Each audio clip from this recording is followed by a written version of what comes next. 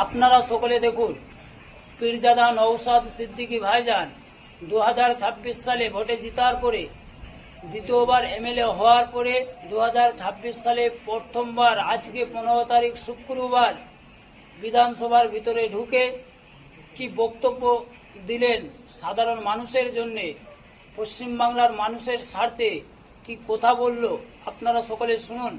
আর এই ভিডিওটা প্রচুর পরিমাণে সকলে শেয়ার করুন। মাননীয় মুখ্যমন্ত্রী মহাশয় একটা কথা বললেন, খুবই ভালো লাগলো। আমরা যারা একাধিকবার বিভিন্ন দপ্তরে লেটার করেছি, ন্যূনতম রেকগনাইজ আমাদের লেটারকে করা হয়নি, ইনক্লুডিং চিফ মিনিস্টারের কাছে। আজকে যে কথা বলেছেন এটাকে আমি স্বাগত জানাচ্ছি। 5 বছর বাংলার শিক্ষা, স্বাস্থ্য, কর্মসংস্থান থেকে শুরু করে কৃষকের রুজি রুটির প্রশ্নে, প্যারা টিচার থেকে শুরু করে বিভিন্ন ক্ষেত্রে সমকাজে সমবেতন নিয়ে এক কথায় আগামী 5 বছর বাংলা কিভাবে চলবে, বাংলার মানুষের স্বার্থে কি আইন তৈরি হচ্ছে কথা বলেছেন। এটাও আমি আপনাকে কৃতজ্ঞতা জানাচ্ছি, স্বাগত জানাচ্ছি। এটা হওয়াটা খুবই দরকার ছিল। বাংলা এখন অল ইন্ডিয়া সেকুলার ফ্রন্টে শ্রী মোহাম্মদ নওশাদ সিদ্দিকীকে তার বক্তব্য রাখার জন্য অনুরোধ করছি।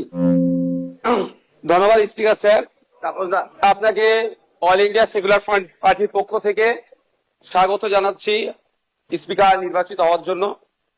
আমরা আশা করব আগামী 5 বছর আপনার নেতৃত্বে এই অগাস্ট হাউস তার গরিমাকে বহন করে চলবে, এবং সাথে সাথে আমরা যারা বিরোধী আছি তাদের সর্বোৎকৃষ্ট জায়গা, মতামতের জায়গা হচ্ছে এই অগাস্ট হাউস।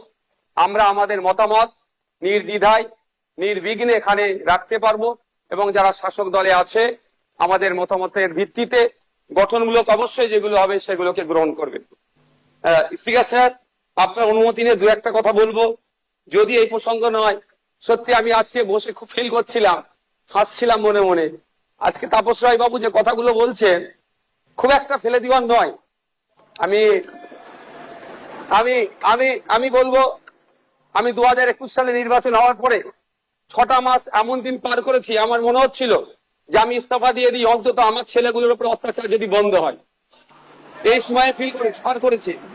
পোস্ট পোল ভায়োলেন্সে 2021 সালে, আমি এতে কিন্তু বিজেপিকে দরার সার্টিফিকেট দিচ্ছি না, কিন্তু 2021 সালে যে সমস্যার সম্মুখীন আমরা হয়েছিলাম, আমাদের কর্মী খুন হয়েছিল, একাধিক বাড়িঘর লুটপাট হয়েছে, ভাঙচুর হয়েছিল, সে অর্থে। তবে হ্যাঁ, একটা জিনিস, এই 2026-এ দাঁড়িয়ে কিন্তু বেশ কিছু ধর্মের স্থান আক্রান্ত হয়েছে। মাননীয় মুখ্যমন্ত্রী মহাশয়কে এবং বিজেপি যারা আছে তাদেরকে বলবো সেইগুলো আপনারা লক্ষ্য রাখবেন।